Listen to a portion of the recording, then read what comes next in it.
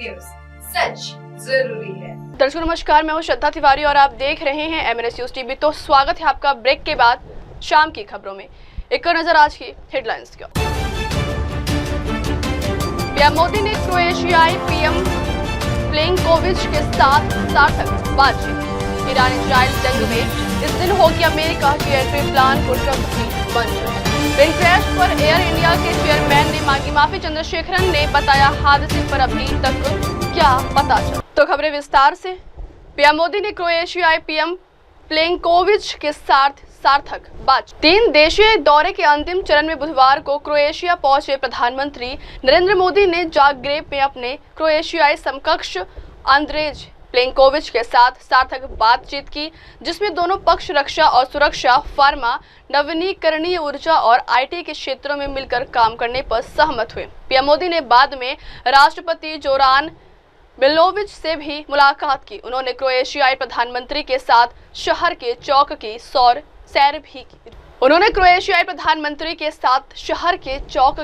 सैर भी की। क्रोएशिया की यात्रा करने वाले पहले भारतीय प्रधानमंत्री का गौरव अर्जित करने वाले नरेंद्र मोदी ने एक्स पर पोस्ट में कहा है कि जाग्रेब में अपने मित्र प्रधानमंत्री आंद्रेज प्लेनकोविच के साथ सार्थक बातचीत की। हमारी बातचीत में कई क्षेत्रों को शामिल किया गया है, जिसका उद्देश्य भारत क्रोएशिया संबंधों को और भी मजबूत बनाना है। और स्नेह से मेरा स्वागत हुआ है, उसके लिए मैं प्रधानमंत्री जी और क्रोएशिया सरकार का हार्दिक आभार व्यक्त करता हूं।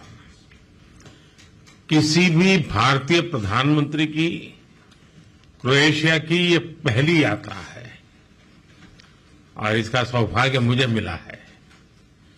फ्रेंड्स, भारत और क्रोएशिया लोकतंत्र, रूल ऑफ लॉ, प्लुरलिज्म और इक्वलिटी जैसे साझा मूल्यों से जुड़े हैं। ये सुखद संयोग है कि पिछले वर्ष भारत के लोगों ने मुझे और क्रोएशिया के लोगों ने प्रधानमंत्री आंद्रे जी को लगातार तीसरी बार सेवा करने का अवसर दिया है। इस जनविश्वास के साथ हमने अपने तीसरे कार्यकाल में अपने द्विपक्षीय संबंधों को 3 गुना गति देने का निर्णय लिया है। रक्षा क्षेत्र में लॉन्ग टर्म सहयोग के लिए एक रक्षा सहयोग प्लान बनाया जाएगा, जिसमें ट्रेनिंग और मिलिट्री एक्सचेंज के साथ साथ रक्षा उद्योग पर भी फोकस किया जाएगा। ऐसे बहुत से क्षेत्र हैं जहां हमारी अर्थव्यवस्थाएं एक दूसरे की पूरक हो सकती है। हमारे इन क्षेत्रों को चिन्हित किया गया। हमने द्विपक्षीय व्यापार को बढ़ाने और विश्वसनीय सप्लाई चेन तैयार करने के लिए कई क्षेत्रों में सहयोग बढ़ाने का निर्णय लिया है।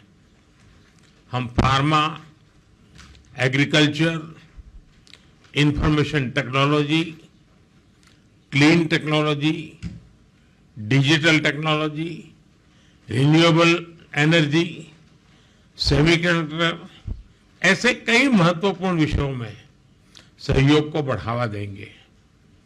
शिप बिल्डिंग और साइबर सिक्योरिटी में सहयोग बढ़ाया जाएगा।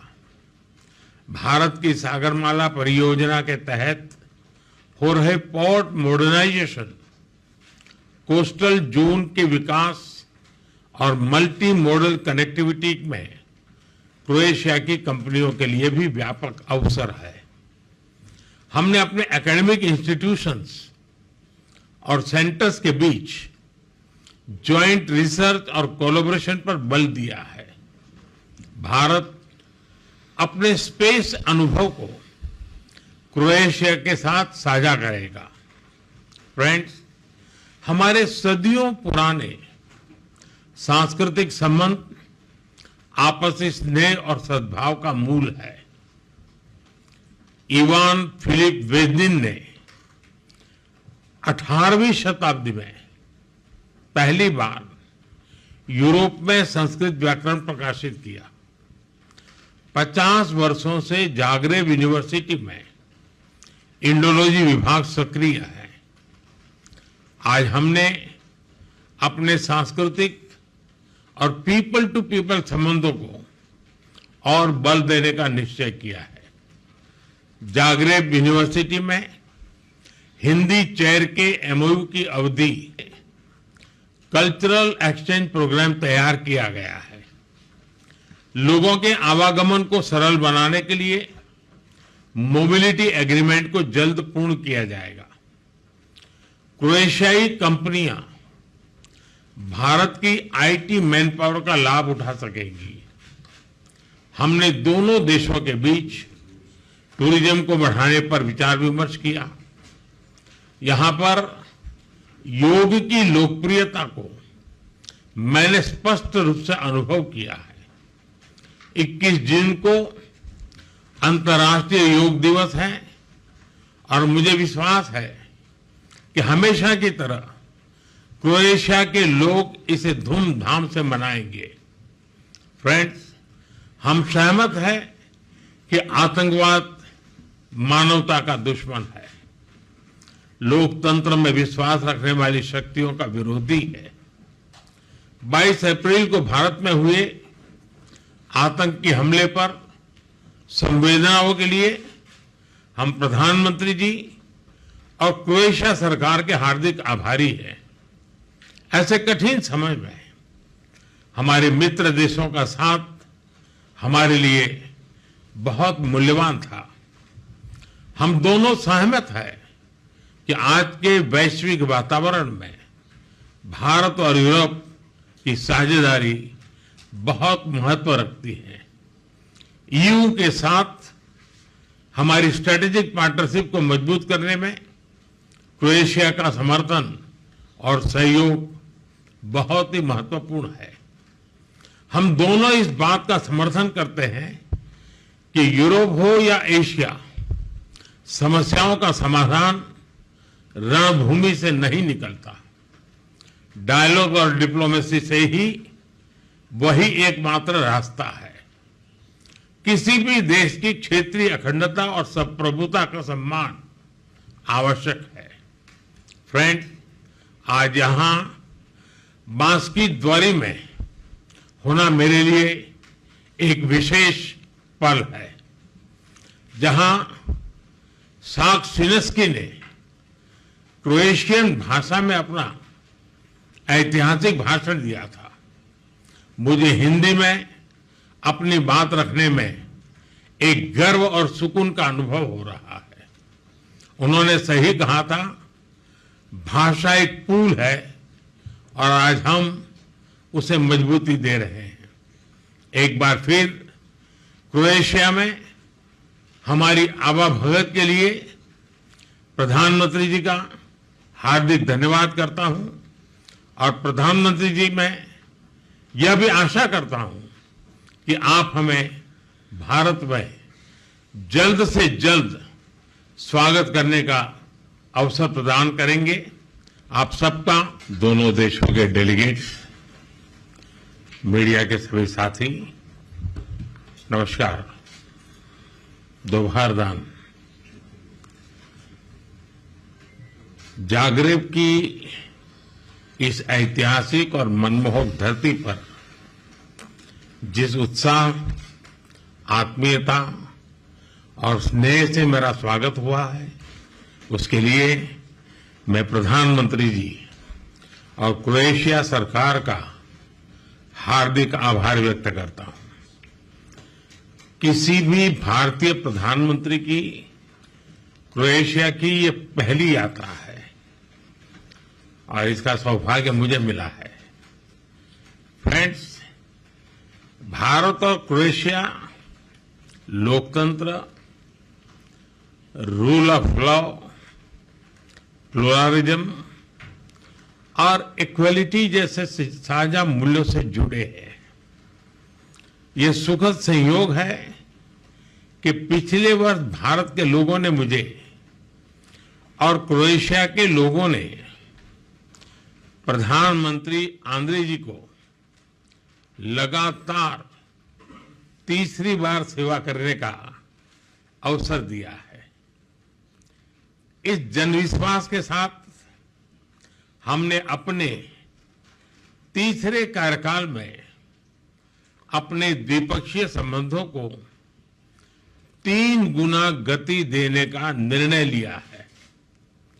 रक्षा क्षेत्र में लॉन्ग टर्म सहयोग के लिए एक रक्षा सहयोग प्लान बनाया जाएगा, जिसमें ट्रेनिंग और मिलिट्री एक्सचेंज के साथ साथ रक्षा उद्योग पर भी फोकस किया जाएगा। ऐसे बहुत से क्षेत्र हैं जहां हमारी अर्थव्यवस्थाएं एक दूसरे की पूरक हो सकती है। हमारे इन क्षेत्रों को चिन्हित किया गया। हमने द्विपक्षीय व्यापार को बढ़ाने और विश्वसनीय सप्लाई चेन तैयार करने के लिए कई क्षेत्रों में सहयोग बढ़ाने का निर्णय लिया है। हम pharma, agriculture, information technology, clean technology, digital technology, renewable energy, semiconductor, ऐसे कई महत्वपूर्ण विषयों में सहयोग को बढ़ावा देंगे। शिप बिल्डिंग और साइबर सिक्योरिटी में सहयोग बढ़ाया जाएगा। भारत की सागरमाला परियोजना के तहत हो रहे पोर्ट मॉडर्नाइजेशन, कोस्टल जोन के विकास और मल्टी मॉडल कनेक्टिविटी में क्रोएशिया की कंपनियों के लिए भी व्यापक अवसर है। हमने अपने एकेडमिक इंस्टीट्यूशंस और सेंटर्स के बीच ज्वाइंट रिसर्च और कोलैबोरेशन पर बल दिया है। भारत अपने स्पेस अनुभव को क्रोएशिया के साथ साझा करेगा। फ्रेंड्स, हमारे सदियों पुराने सांस्कृतिक संबंध आपसी स्नेह और सद्भाव का मूल है। इवान फिलिप वेजनिन ने 18वीं शताब्दी में पहली बार यूरोप में संस्कृत व्याकरण प्रकाशित किया। 50 वर्षों से जागरेब यूनिवर्सिटी में इंडोलॉजी विभाग सक्रिय है। आज हमने अपने सांस्कृतिक और पीपल टू पीपल संबंधों को और बल देने का निश्चय किया है। जागरेब यूनिवर्सिटी में हिंदी चेयर के एमओयू की अवधि 2030 तक बढ़ाई गई है। आने वाले 5 वर्षों के लिए कल्चरल एक्सचेंज प्रोग्राम तैयार किया गया है। लोगों के आवागमन को सरल बनाने के लिए मोबिलिटी एग्रीमेंट को जल्द पूर्ण किया जाएगा। क्रोएशियाई कंपनियां भारत की आईटी मैन पावर का लाभ उठा सकेंगी। हमने दोनों देशों के बीच टूरिज्म को बढ़ाने पर विचार विमर्श किया। यहां पर योग की लोकप्रियता को मैंने स्पष्ट रूप से अनुभव किया है। 21 जून को अंतर्राष्ट्रीय योग दिवस है और मुझे विश्वास है कि हमेशा की तरह क्रोएशिया के लोग इसे धूमधाम से मनाएंगे। फ्रेंड्स, हम सहमत हैं कि आतंकवाद मानवता का दुश्मन है, लोकतंत्र में विश्वास रखने वाली शक्तियों का विरोधी है। 22 अप्रैल को भारत में हुए आतंकी हमले पर संवेदनाओं के लिए हम प्रधानमंत्री जी और क्रोएशिया सरकार के हार्दिक आभारी हैं।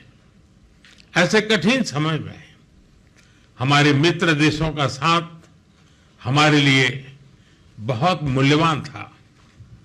हम दोनों सहमत हैं कि आज के वैश्विक वातावरण में भारत और यूरोप की साझेदारी बहुत महत्व रखती है। ईयू के साथ हमारी स्ट्रेटेजिक पार्टनरशिप को मजबूत करने में क्रोएशिया का समर्थन और सहयोग बहुत ही महत्वपूर्ण है। हम दोनों इस बात का समर्थन करते हैं कि यूरोप हो या एशिया, समस्याओं का समाधान रणभूमि से नहीं निकलता। डायलॉग और डिप्लोमेसी से ही वही एकमात्र रास्ता है। किसी भी देश की क्षेत्रीय अखंडता और संप्रभुता का सम्मान आवश्यक है। फ्रेंड्स, आज यहां बांसकी द्वारी में होना मेरे लिए एक विशेष पल है, जहां साक्सिनेस्की ने क्रोएशियन भाषा में अपना ऐतिहासिक भाषण दिया था। मुझे हिंदी में अपनी बात रखने में एक गर्व और सुकून का अनुभव हो रहा है। उन्होंने सही कहा था, भाषा एक पुल है और आज हम उसे मजबूती दे रहे हैं। एक बार फिर क्रोएशिया में हमारी आवाभगत के लिए प्रधानमंत्री जी का हार्दिक धन्यवाद करता हूं और प्रधानमंत्री जी मैं यह भी आशा करता हूं कि आप हमें भारत में जल्द से जल्द स्वागत करने का अवसर प्रदान करेंगे।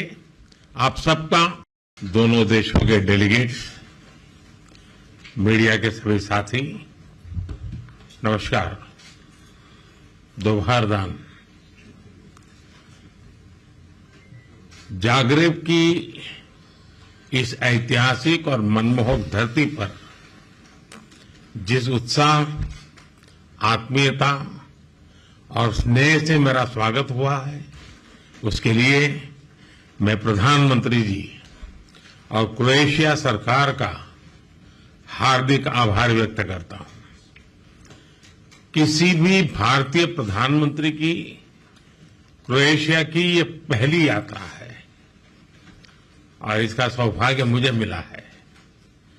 फ्रेंड्स, भारत और क्रोएशिया लोकतंत्र, रूल ऑफ लॉ, प्लुरलिज्म और इक्वलिटी जैसे साझा मूल्यों से जुड़े हैं।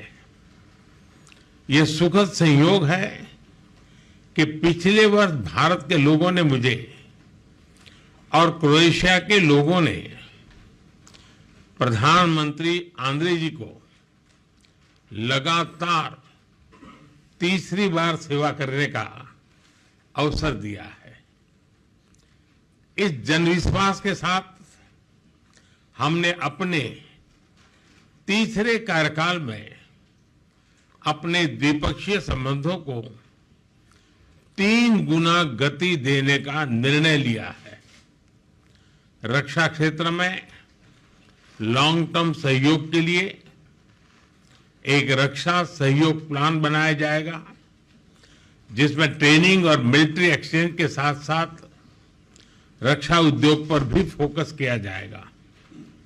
ऐसे बहुत से क्षेत्र हैं जहां हमारी अर्थव्यवस्थाएं एक दूसरे की पूरक हो सकती है। हमारे इन क्षेत्रों को चिन्हित किया गया। हमने द्विपक्षीय व्यापार को बढ़ाने और विश्वसनीय सप्लाई चेन तैयार करने के लिए कई क्षेत्रों में सहयोग बढ़ाने का निर्णय लिया है। हम pharma, agriculture, information technology, clean technology, digital technology, renewable energy, semiconductor, ऐसे कई महत्वपूर्ण विषयों में सहयोग को बढ़ावा देंगे। शिप बिल्डिंग और साइबर सिक्योरिटी में सहयोग बढ़ाया जाएगा। भारत की सागरमाला परियोजना के तहत हो रहे पोर्ट मॉडर्नाइजेशन, कोस्टल जोन के विकास और मल्टी मॉडल कनेक्टिविटी में क्रोएशिया की कंपनियों के लिए भी व्यापक अवसर है। हमने अपने एकेडमिक इंस्टीट्यूशंस और सेंटर्स के बीच ज्वाइंट रिसर्च और कोलैबोरेशन पर बल दिया है। भारत अपने स्पेस अनुभव को क्रोएशिया के साथ साझा करेगा। फ्रेंड्स, हमारे सदियों पुराने सांस्कृतिक संबंध आपसी स्नेह और सद्भाव का मूल है। इवान फिलिप वेजनिन ने 18वीं शताब्दी में पहली बार यूरोप में संस्कृत व्याकरण प्रकाशित किया। 50 वर्षों से जागरेब यूनिवर्सिटी में इंडोलॉजी विभाग सक्रिय है। आज हमने अपने सांस्कृतिक और पीपल टू पीपल संबंधों को और बल देने का निश्चय किया है। जागरेब यूनिवर्सिटी में हिंदी चेयर के एमओयू की अवधि 2030 तक बढ़ाई गई है। आने वाले 5 वर्षों के लिए कल्चरल एक्सचेंज प्रोग्राम तैयार किया गया है। लोगों के आवागमन को सरल बनाने के लिए मोबिलिटी एग्रीमेंट को जल्द पूर्ण किया जाएगा। क्रोएशियाई कंपनियां भारत की आईटी मैन पावर का लाभ उठा सकेंगी। हमने दोनों देशों के बीच टूरिज्म को बढ़ाने पर विचार विमर्श किया। यहां पर योग की लोकप्रियता को मैंने स्पष्ट रूप से अनुभव किया है।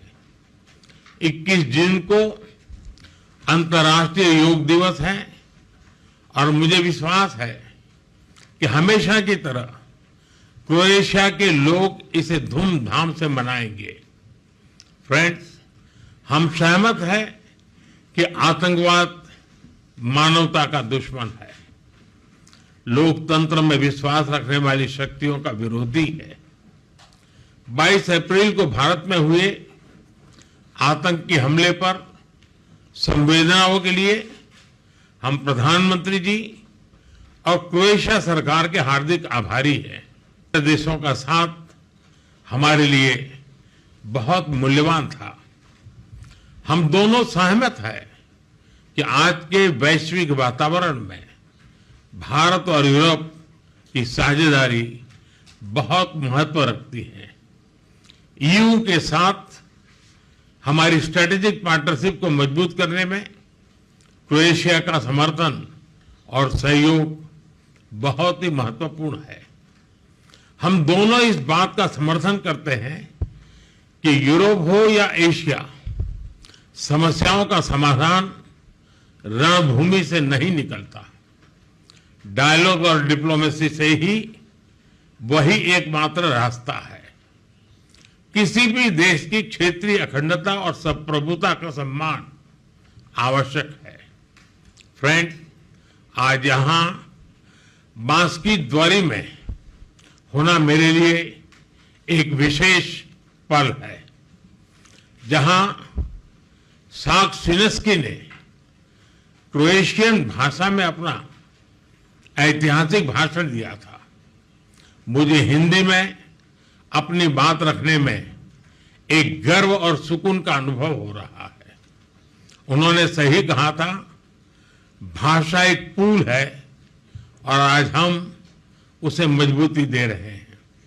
एक बार फिर क्रोएशिया में हमारी आवाभगत के लिए प्रधानमंत्री जी का हार्दिक धन्यवाद करता हूं और प्रधानमंत्री जी, मैं यह भी आशा करता हूं कि आप हमें भारत में जल्द से जल्द स्वागत करने का अवसर प्रदान करेंगे।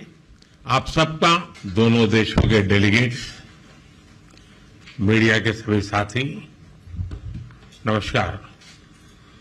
दोपहरदान। जागरेब की इस ऐतिहासिक और मनमोहक धरती पर जिस उत्साह, आत्मीयता और स्नेह से मेरा स्वागत हुआ है, उसके लिए मैं प्रधानमंत्री जी और क्रोएशिया सरकार का हार्दिक आभार व्यक्त करता हूं। किसी भी भारतीय प्रधानमंत्री की क्रोएशिया की ये पहली यात्रा है और इसका सौभाग्य मुझे मिला है। फ्रेंड्स, भारत और क्रोएशिया लोकतंत्र, रूल ऑफ लॉ, प्लुरलिज्म और इक्वलिटी जैसे साझा मूल्यों से जुड़े हैं। ये सुखद संयोग है कि पिछले वर्ष भारत के लोगों ने मुझे और क्रोएशिया के लोगों ने प्रधानमंत्री आंद्रे जी को लगातार तीसरी बार सेवा करने का अवसर दिया है। इस जनविश्वास के साथ हमने अपने तीसरे कार्यकाल में अपने द्विपक्षीय संबंधों को 3 गुना गति देने का निर्णय लिया है। रक्षा क्षेत्र में लॉन्ग टर्म सहयोग के लिए एक रक्षा सहयोग प्लान बनाया जाएगा, जिसमें ट्रेनिंग और मिलिट्री एक्सचेंज के साथ साथ रक्षा उद्योग पर भी फोकस किया जाएगा। ऐसे बहुत से क्षेत्र हैं जहां हमारी अर्थव्यवस्थाएं एक दूसरे की पूरक हो सकती हैं। हमारे इन क्षेत्रों को चिन्हित किया गया। हमने द्विपक्षीय व्यापार को बढ़ाने और विश्वसनीय सप्लाई चेन तैयार करने के लिए कई क्षेत्रों में सहयोग बढ़ाने का निर्णय लिया है। हम pharma, agriculture, information technology, clean technology, digital technology, renewable energy, semiconductor, ऐसे कई महत्वपूर्ण विषयों में सहयोग को बढ़ावा देंगे। शिप बिल्डिंग और साइबर सिक्योरिटी में सहयोग बढ़ाया जाएगा। भारत की सागरमाला परियोजना के तहत हो रहे पोर्ट मॉडर्नाइजेशन, कोस्टल जोन के विकास और मल्टी मॉडल कनेक्टिविटी में क्रोएशिया की कंपनियों के लिए भी व्यापक अवसर है। हमने अपने एकेडमिक इंस्टीट्यूशंस और सेंटर्स के बीच ज्वाइंट रिसर्च और कोलैबोरेशन पर बल दिया है। भारत अपने स्पेस अनुभव को क्रोएशिया के साथ साझा करेगा। फ्रेंड्स, हमारे सदियों पुराने सांस्कृतिक संबंध आपसी स्नेह और सद्भाव का मूल है। इवान फिलिप वेजिन ने 18वीं शताब्दी में पहली बार यूरोप में संस्कृत व्याकरण प्रकाशित किया। 50 वर्षों से जागरेब यूनिवर्सिटी में इंडोलॉजी विभाग सक्रिय है। आज हमने अपने सांस्कृतिक और पीपल टू पीपल संबंधों को और बल देने का निश्चय किया है। जागरेब यूनिवर्सिटी में हिंदी चेयर के एमओयू की अवधि 2030 तक बढ़ाई गई है। आने वाले 5 वर्षों के लिए कल्चरल एक्सचेंज प्रोग्राम तैयार किया गया है। लोगों के आवागमन को सरल बनाने के लिए मोबिलिटी एग्रीमेंट को जल्द पूर्ण किया जाएगा। क्रोएशियाई कंपनियां भारत की आईटी मैन पावर का लाभ उठा सकेंगी। हमने दोनों देशों के बीच टूरिज्म को बढ़ाने पर विचार विमर्श किया। यहां पर योग की लोकप्रियता को मैंने स्पष्ट रूप से अनुभव किया है। 21 जून को अंतर्राष्ट्रीय योग दिवस है और मुझे विश्वास है कि हमेशा की तरह क्रोएशिया के लोग इसे धूमधाम से मनाएंगे। फ्रेंड्स, हम सहमत हैं कि आतंकवाद मानवता का दुश्मन है, लोकतंत्र में विश्वास रखने वाली शक्तियों का विरोधी है। 22 अप्रैल को भारत में हुए आतंकी हमले पर संवेदनाओं के लिए हम प्रधानमंत्री जी और क्रोएशिया सरकार के हार्दिक आभारी हैं। ऐसे कठिन समय में हमारे मित्र देशों का साथ हमारे लिए बहुत मूल्यवान था। हम दोनों सहमत हैं कि आज के वैश्विक वातावरण में भारत और यूरोप की साझेदारी बहुत महत्व रखती है। ईयू के साथ हमारी स्ट्रेटेजिक पार्टनरशिप को मजबूत करने में क्रोएशिया का समर्थन और सहयोग बहुत ही महत्वपूर्ण है। हम दोनों इस बात का समर्थन करते हैं कि यूरोप हो या एशिया, समस्याओं का समाधान रणभूमि से नहीं निकलता। डायलॉग और डिप्लोमेसी से ही वही एकमात्र रास्ता है। किसी भी देश की क्षेत्रीय अखंडता और संप्रभुता का सम्मान आवश्यक है। फ्रेंड्स, आज यहां बांसकी द्वारी में होना मेरे लिए एक विशेष पल है, जहां साक्सिनेस्की ने क्रोएशियन भाषा में अपना ऐतिहासिक भाषण दिया था। मुझे हिंदी में अपनी बात रखने में एक गर्व और सुकून का अनुभव हो रहा है। उन्होंने सही कहा था, भाषा एक पुल है और आज हम उसे मजबूती दे रहे हैं। एक बार फिर क्रोएशिया में हमारी आवाभगत के लिए प्रधानमंत्री जी का हार्दिक धन्यवाद करता हूं और प्रधानमंत्री जी मैं यह भी आशा करता हूं कि आप हमें भारत में जल्द से जल्द स्वागत करने का अवसर प्रदान करेंगे। आप सबका, दोनों देशों के डेलीगेट्स, मीडिया के सभी साथी, नमस्कार। दोपहर दान। जागरेब की इस ऐतिहासिक और मनमोहक धरती पर जिस उत्साह, आत्मीयता और स्नेह से मेरा स्वागत हुआ है, उसके लिए मैं प्रधानमंत्री जी और क्रोएशिया सरकार का हार्दिक आभार व्यक्त करता हूं।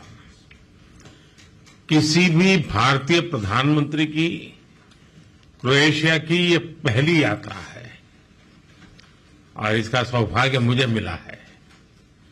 फ्रेंड्स, भारत और क्रोएशिया लोकतंत्र, रूल ऑफ लॉ, प्लुरलिज्म और इक्वलिटी जैसे साझा मूल्यों से जुड़े हैं।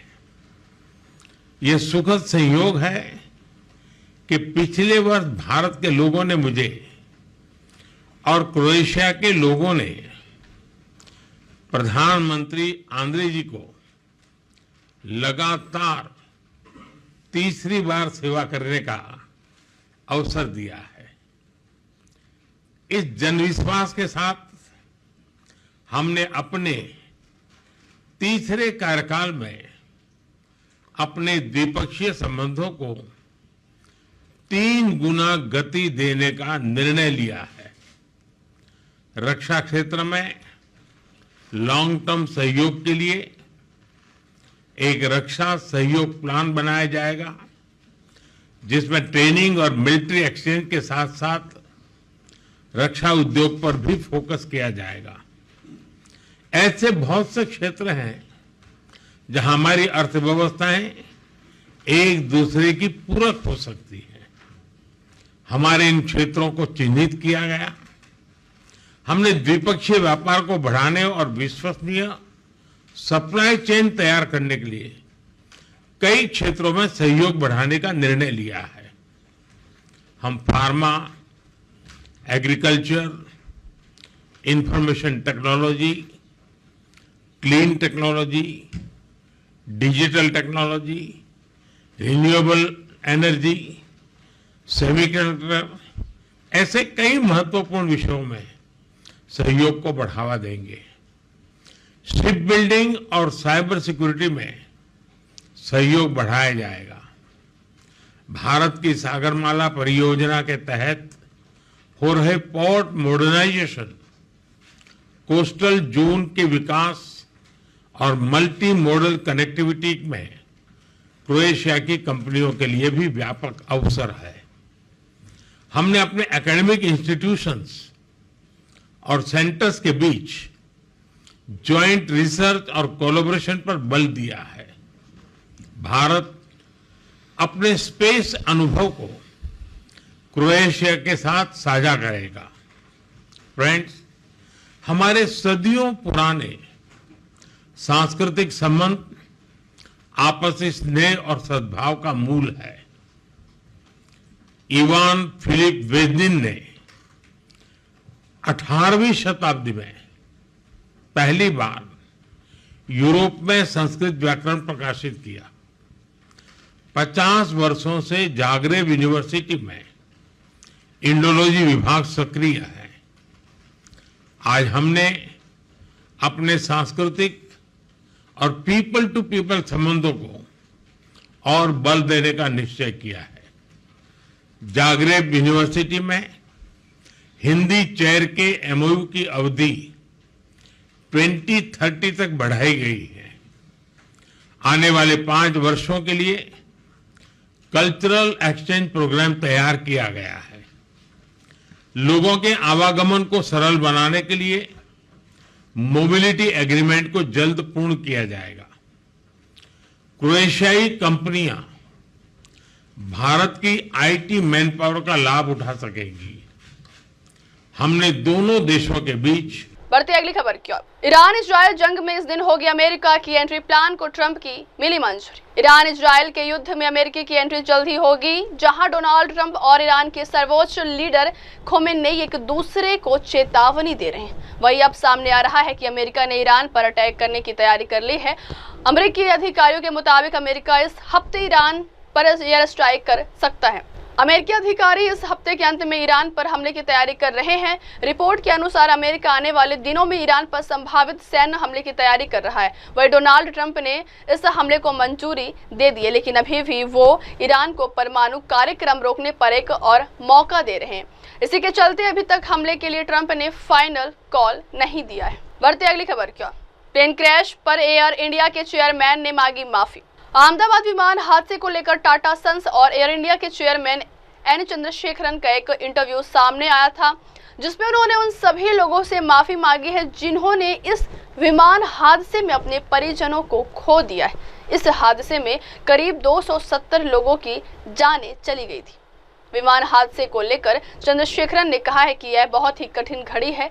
मेरे पास मृतकों के परिवारों को सांत्वना देने के लिए कोई शब्द नहीं है। उन्होंने कहा कि मुझे बहुत अफसोस है कि यह विमान हादसा टाटा की तरफ से संचालित एयरलाइन में हुआ है। उन्होंने मृतकों के परिवार वालों की सांत्वना देते हुए कहा कि हम इस समय केवल इतना कर सकते हैं कि हम परिवारों के साथ रहें, उनके साथ दुख व्यक्त करें। उन्होंने कहा कि हम इस समय और उसके बाद भी उनका समर्थन करने के लिए सब कुछ करेंगे। बढ़ते अगली खबर क्या। संविधान तोड़ने वाले मना रहे हैं संविधान हत्या दिवस। पश्चिम बंगाल की मुख्यमंत्री ममता बनर्जी ने बुधवार को केंद्र सरकार के उस फैसले का कड़ा विरोध किया है जिसमें 25 जून को संविधान हत्या दिवस के रूप में मनाने की घोषणा की गई।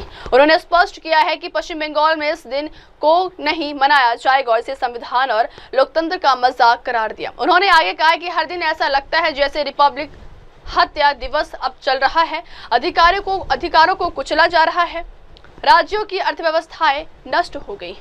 केंद्र सरकार ने हाल ही में एक परिपत्र जारी कर सभी राज्य सरकारों से आग्रह किया था कि 25 जून को संविधान हत्या दिवस के रूप में मनाया जाए। यह दिन 1975 में तत्कालीन प्रधानमंत्री इंदिरा गांधी द्वारा लगाए गए आपातकाल की स्मृति में तय किया गया है।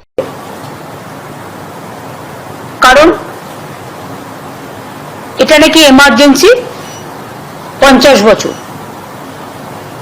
যদি ওটা 2024 হয়ে গেছে, কারণ 25 যদি হয়ে থাকে তাহলে 24 50 হয়ে যায়, 25 ওটা প্লাস হয়ে যায়। এর রাজনৈতিক উদ্দেশ্য কতগুলো আছে। আমার বক্তব্য হচ্ছে সংবিধান হত্যা এই কথাটার মধ্যে আমার আপত্তি আছে। Murder of our respected constitution, which is the foundation, which is the pillar of our democratic system, and which is the pillar of our rights and everything for motherland.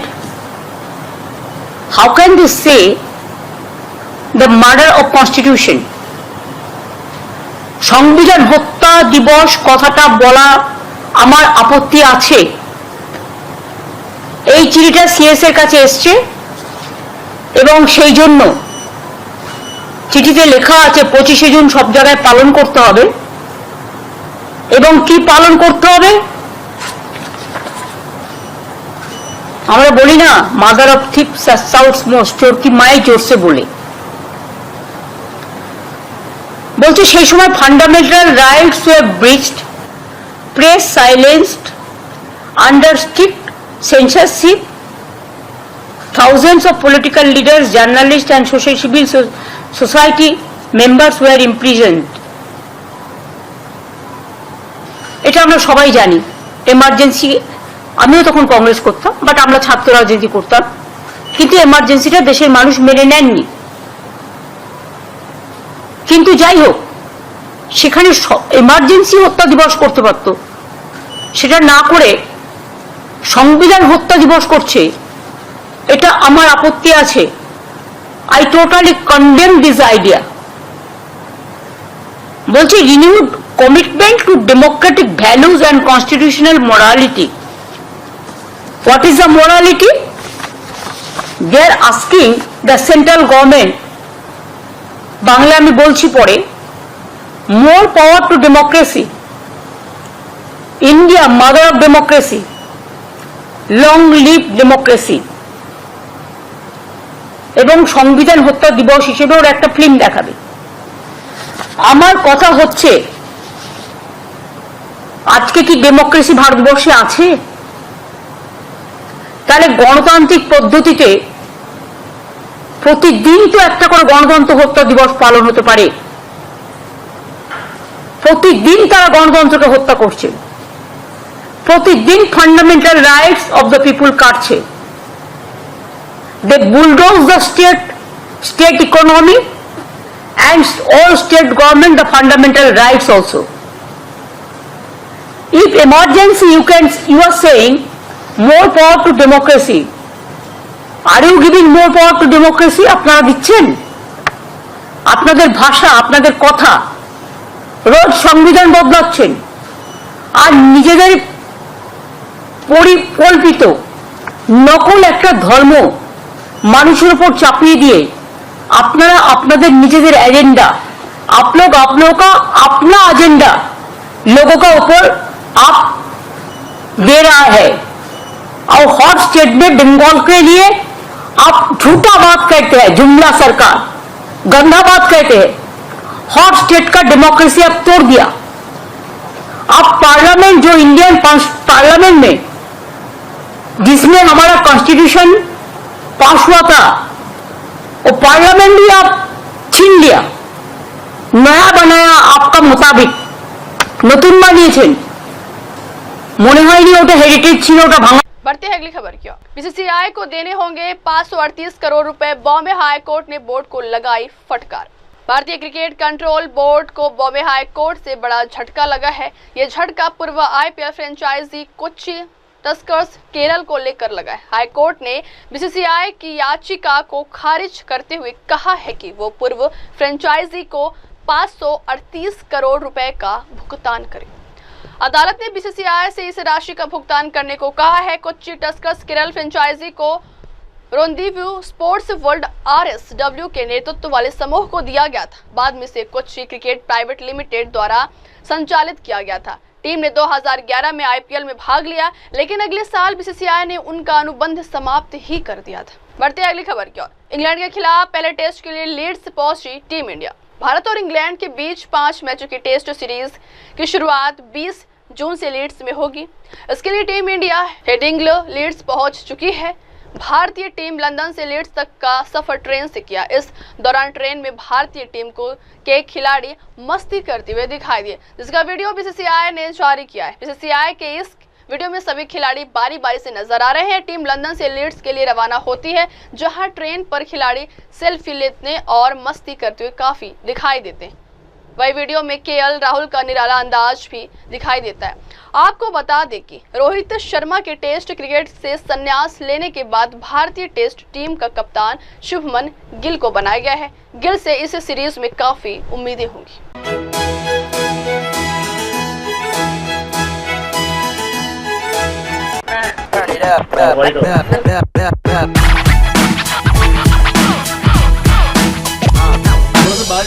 बाल्टी करो हल्का सा, एक हाथ से। हाँ, ये आ गया, शॉट आ गया।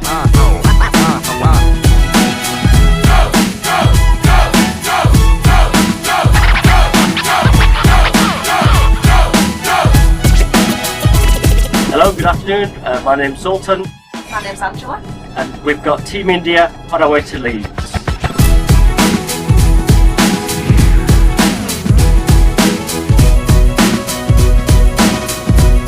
जब मैं बहुत छोटा था, पापा पोस्टेड थे धर्मशाला में, Himachal.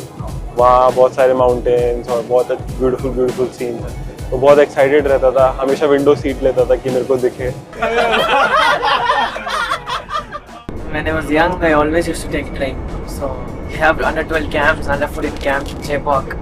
It's a direct train for me from my house. I walk for like few minutes, take a local train, go there, practice and come back in local train. That's my memory of the trains.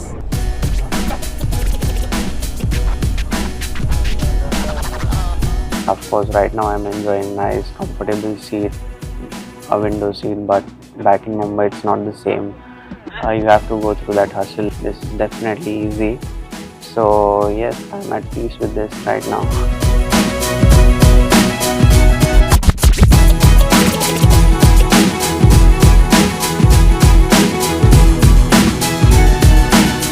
Welcome to Leeds.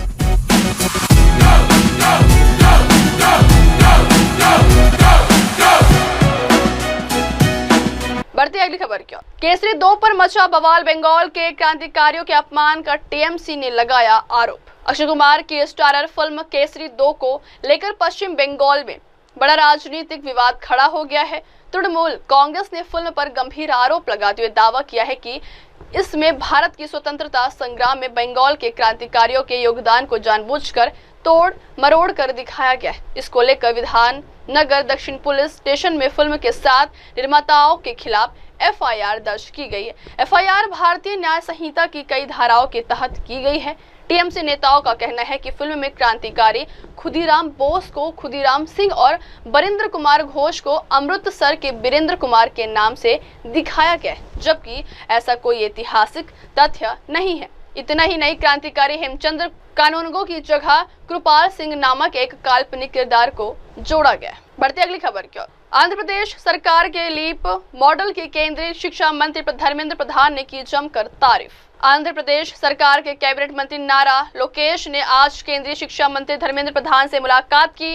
इस मुलाकात में उन्होंने राज्य सरकार की तरफ से शुरू होने वाली लीप पहल के बारे में विस्तार से बताया। केंद्रीय मंत्री ने राज्य सरकार की इस पहल की जमकर तारीफ की। केंद्रीय मंत्री ने इस पहल की सराहना की और नीप 2020 के अनुरूप आंध्र प्रदेश को शिक्षा के क्षेत्र में आगे बढ़ाने में सहयोग का आश्वासन दिया। केंद्रीय मंत्री ने सोशल मीडिया प्लेटफॉर्म एक्स पर मुलाकात के बारे में पोस्ट करते हुए लिखा है कि आज ऑफिस में आंध्र प्रदेश सरकार के कैबिनेट मंत्री श्री नारा लोकेश से मिलकर बहुत खुशी हुई है। वही 2025-26 शैक्षणिक सत्र से शुरू होकर लीप पहल राज्य भर में छात्र परिणामों को बढ़ाने के लिए आधारभूत साक्षरता, एआई संचालित आकलन, खेल आधारित शिक्षा और शिक्षक प्रशिक्षण पर ध्यान केंद्रित करेगी। इस पहल की मदद से कमजोर छात्रों को उचित गाइडेंस के साथ ही पढ़ाई में मदद भी की जाएगी। बढ़ते अगली खबर क्या। भारत का स्वदेशी स्टेल्थ फाइटर एयरक्राफ्ट AMCA बनेगा आत्मनिर्भर भारत की नई पहचान। भारत के स्वदेशी स्टेल्थ फाइटर प्रोग्राम के तहत advanced medium combat aircraft design किया जा रहा है। ये भारत की शानदार टेक्नोलॉजी का उदाहरण पेश करेगा। एरोनॉटिकल डेवलपमेंट एजेंसी ने इस एडवांस फाइटर जेट के विकास के लिए इंप्रेशंस ऑफ इंटरेस्ट जारी किया है, जिसका मतलब है कि सरकार अब प्राइवेट और पब्लिक क्षेत्र की कंपनियों से तकनीकी और औद्योगिक साझेदारी के लिए ऑफिशियल प्रस्ताव मांग रही। यह कदम भारत को रक्षा क्षेत्र में आत्मनिर्भर बनाने की दिशा में एक बड़ी छलांग है। AMCA एक 5वीं पीढ़ी का स्टेल्थ फाइटर जेट है, जिसे भारत पूरी तरह से स्वदेशी तकनीक से विकसित कर रहा है। यह लड़ाकू विमान दुश्मन के रडार से बचकर हमला करने में सक्षम होगा। बढ़ती अगली खबर क्या। कांग्रेस ने पीएम मोदी पर साधा निशाना। प्रधानमंत्री नरेंद्र मोदी और अमेरिकी राष्ट्रपति डोनाल्ड ट्रंप के फोन कॉल को लेकर देश में सियासत गर्मा गई। विदेश सचिव के बयान के बाद से कांग्रेस लगातार बीजेपी पर हमलावर है। कांग्रेस इस बातचीत को लेकर लगातार सवाल उठा रही है। वहीं इस बीच कांग्रेस की नेता व प्रवक्ता सुप्रिया श्रीनेत ने इसको लेकर एक बड़ा बयान दिया। सुप्रिया ने एक्स पर वीडियो पोस्ट कर कहा है कि मोदी जी क्या मुंह दिखाइएगा देश की बेटियों को, जिनका सिंदूर उजाड़ने वाला असीम मुनीर आज आपके दोस्त डोनाल्ड ट्रंप के यहाँ दावत उड़ा रहा है। आपकी विदेश नीति की तो धज्जियां उड़ चुकी है। जो तथाकथित खरी खोटी आपने ट्रंप को फोन पर सुनाई, वो देश के सामने बोलने में क्या दिक्कत है? मोदी जी, आप हिंदुस्तान की उन बेटियों से क्या कहिएगा जिनके सिंदूर को उजाड़ने वाला आज आपके दोस्त डोनाल्ड ट्रंप के घर में बैठकर दावत उड़ाने जा रहा है? आप क्या कहिएगा उन लोगों से जिनके परिवार खत्म हो गए, जिनका सुहाग उजड़ गया, कि उनके सुहाग को उजाड़ने वाला असीम मुनीर को आज डोनाल्ड ट्रंप ने अपने घर में दावत पर बुलाया है? वो मुर्ग मुसल्लम उड़ाएगा और जो आतंक उसने फैलाया उसमें हमारे लोगों की शहादत हुई। असीम मुनीर कहने को तो पाकिस्तानी सेना का अध्यक्ष है, लेकिन वो है एक नंबर का आतंकी, पाकिस्तान की सेना की वर्दी में घूमता है। और अब आपके मित्र डोनाल्ड ट्रंप उसको अपने घर में बुलाकर निजी दावत दे रहे हैं। इससे ज्यादा हमारी फॉरेन पॉलिसी का जनाजा और क्या निकलना है। असलियत यह है कि असीम मुनीर भारत का वो दुश्मन है जो हमारे खिलाफ जहर उगलता है, हमारे खिलाफ नफरत फैलाता है, और उसकी नफरत का नतीजा है कि पहलगाम में आतंकी घुसकर आए और हमारे 28 निर्दोष लोगों की निर्मम हत्या करके चले गए। असीम मुनीर वो है जिसकी वजह से हमारे 16 मासूम बच्चे और लोग पुंछ में शहीद हुए, लेकिन आप इसको रोक नहीं पाए। यह है आपकी फॉरेन पॉलिसी कि पाकिस्तान का राष्ट्राध्यक्ष तो छोड़ो, जिसके साथ आपका नाम लेकर मिलाकर आजकल बोला जा रहा है, आप पाकिस्तान के आर्मी के चीफ को, एक नंबर 1 आतंकी असीम मुनीर को, जो आतंक को शरण देता है, उनको पनाह देता है, उसको नहीं रोक पा रहे हैं। आपके दोस्त डोनाल्ड ट्रंप के साथ बैठकर आज वो मुर्ग मुसल्लम की दावत उड़ा रहा है। थोड़ी देर पहले पता चला कि आपकी डोनाल्ड ट्रंप से फोन पर बात हुई है, थोड़ी शर्म आई, आपसे फोन पे बतिया रहे हैं, असीम मुनीर को अपने घर बुलाकर दावत उड़वा रहे हैं। खैर, आपके लोगों ने बताया कि आपने उनको 2 टूक सुना दी, खरी खोटी सुना दी। अच्छा किया मोदी जी, बस यही बात आप पूरे दमखम के साथ इस देश के सामने बोलिए। आप बोलिए कि डोनाल्ड ट्रंप, तुमने 14 बार सीज फायर का श्रेय लिया, तुमने बार बार मध्यस्थता की बात करी, तुमने बार बार हिंदुस्तान और पाकिस्तान को एक श्वास में बोला। यह हमें कतई बर्दाश्त नहीं है, और ये आप देश के सामने बोलिए, आप सर्वदलीय बैठक में बोलिए, आप देश के सदन में बोलिए। जो 2 टूक आपने डोनाल्ड ट्रंप को आपके लोगों के अनुसार सुनाई है, वो 2 टूक आप देश के सामने भी बोलिए। देश के सामने आप ट्रंप का नाम ही नहीं ले रहे हैं। ट्रंप 14 बार सीज फायर का क्रेडिट लेते जा रहे हैं। देश के सामने आप चीन का नाम नहीं लेते हैं। देश के सामने आप कहते हैं कोई घुसा हुआ नहीं है। यह नहीं चलेगा मोदी जी। जो आपने फोन पे बतियाया है वही बात सार्वजनिक रूप से देश को एक संबोधन करिए, देश को बताइए, ऑल पार्टी मीटिंग में बताइए और सदन में बताइए। और मोदी जी, मुझे एक बात में तो आपसे संवेदना है और इस बात का दुख है कि आप G7 गए, इतनी देर से इनवाइट आया, वो दया के स्वरूप एक इनवाइट भी आया, आप लपके हुए खैर पहुंच गए। डोनाल्ड ट्रंप वहां नहीं मिले, वो पहले ही जा चुके थे, उनको तो असीम मुनीर की दावत करनी थी आज, वो आपसे मिलने के लिए नहीं रुके। लेकिन आप G7 गए और सोचिए, जिस व्यक्ति को फोटो खिंचाने का इतना शौक है, जिसको अलग अलग एंगल से फोटो खिंचाकर मजा आता है, उसको G7 वालों ने सबसे पीछे खड़ा कर दिया। आप लाइन में सबसे पीछे खड़े थे और ये सब लोग आगे खड़े होकर हंसी ठिठोली करके फोटो खिंचा रहे थे। मुझे ये देखकर दुख हुआ, क्योंकि आपके जो भक्त थे वो तो लिखते थे लीडिंग फ्रॉम द फ्रंट, अब बेचारे कैसे लिखे ट्रेलिंग एट द बैक। जो भी है मोदी जी, मुझे ऐसा लगता है कि आपकी फॉरेन पॉलिसी पूरी तरह से ध्वस्त हो चुकी है, उसका जनाजा निकल चुका है, और आपकी विदेश नीति ने इस देश का अपमान करने के अलावा बाकी कुछ नहीं किया है।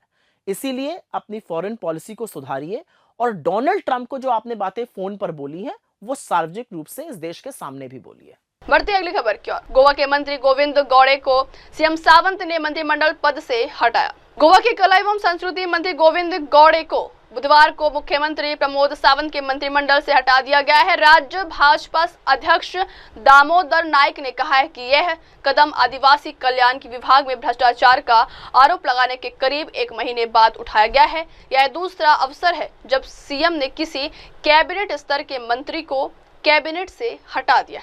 सूत्रों के मुताबिक नाइक ने बताया कि गौड़े को मंत्रिमंडल से हटा दिया गया है और उनकी बर्खास्तगी का कारण बाद में घोषित किया जाएगा। गौड़े ने 26 मई को एक राज्य स्तरीय समारोह को संबोधित करते हुए आदिवासी कल्याण विभाग में भ्रष्टाचार का आरोप लगाया था। यह विभाग सावंत के पास था।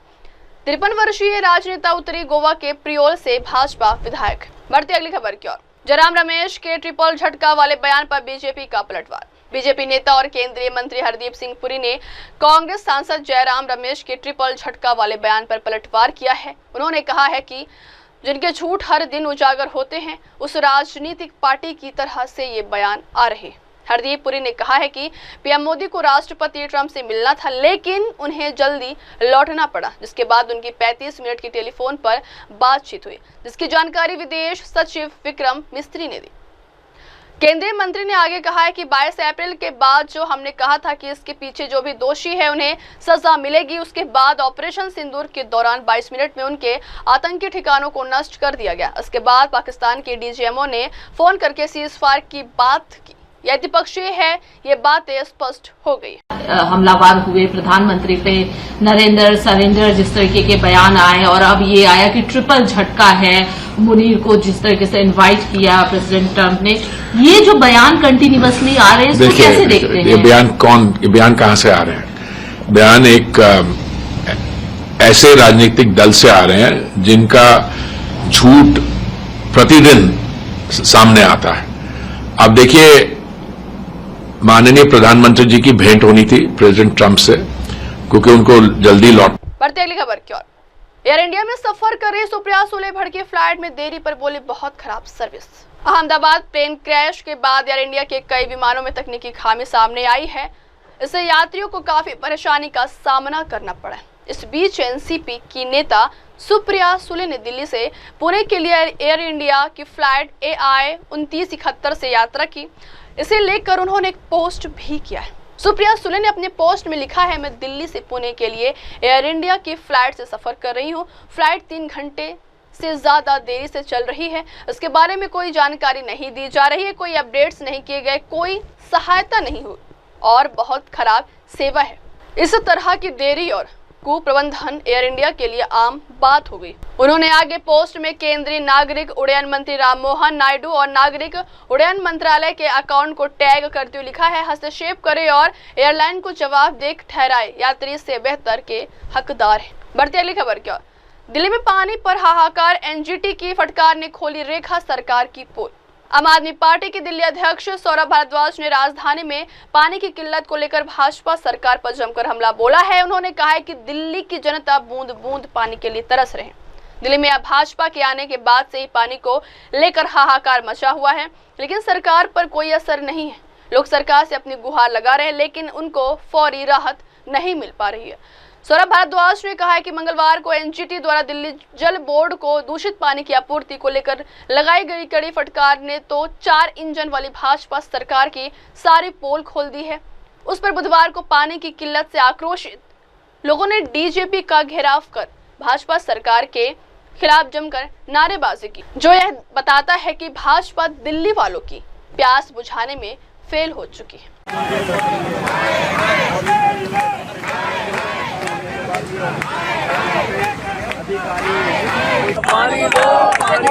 बीजेपी हाय हाय, बीजेपी हाय हाय, बीजेपी हाय हाय, बीजेपी हाय हाय, बीजेपी रवैये के हाय हाय।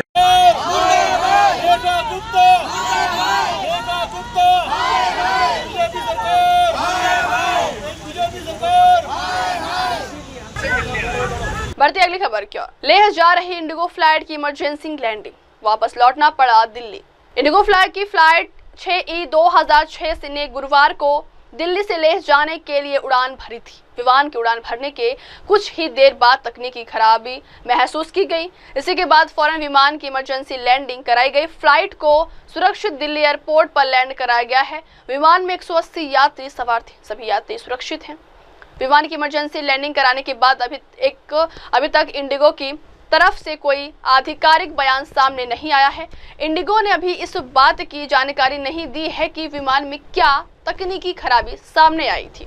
वहीं इससे पहले मंगलवार को 17 जून को कोच्चि से दिल्ली जा रहे इंडिगो के एक विमान में बम की धमकी मिली थी। बम की धमकी मिलने के बाद विमान को नागपुर में इमरजेंसी लैंडिंग करानी पड़ी थी। बढ़ते अगली खबर क्या? कर्ज में डूबी वोडाफोन आइडिया को मिला AST स्पेस मोबाइल का सहारा। वोडाफोन आइडिया, जिसका नाम पहले टेलीकॉम सेक्टर की टॉप कंपनियों में शामिल हुआ करता था, अब यही कंपनी के कर्ज में डूब जाने की खबर से अभी हैरान है। वोडाफोन आइडिया ने स्मार्टफोन पर डायरेक्ट सैटेलाइट सर्विस देने के लिए बुधवार को AST स्पेस मोबाइल के साथ पार्टनरशिप का ऐलान किया है। आपको बता दें कि AST Space Mobile Elon Musk के स्वामित्व वाली कंपनी SpaceX की कॉम्पिटिटर है। SpaceX की यूनिट स्टारलिंक को हाल ही में भारत में सैटेलाइट बेस्ड इंटरनेट सर्विस देने का लाइसेंस भी मिला है। वोडाफोन आइडिया ने बयान में कहा है कि AST स्पेस मोबाइल पहला और एकमात्र space based cellular broadband network विकसित कर रही है। इस नेटवर्क के माध्यम से सीधे स्मार्टफोन से संपर्क साधा जा सकता है और इसे कमर्शियल एवं सरकारी दोनों इस्तेमाल के लिए तैयार किया गया। अब वक्त हो चला देश को ब्रेक के बाद की खबरें मेरे सहयोगी शिवा के साथ। तब तक के लिए देखते रहिए देश और दुनिया की तमाम बड़ी खबरें। MNS न्यूज ला पुढील वाटचाली स्कूप आप देख रहे हैं MNS न्यूज, सच जरूरी।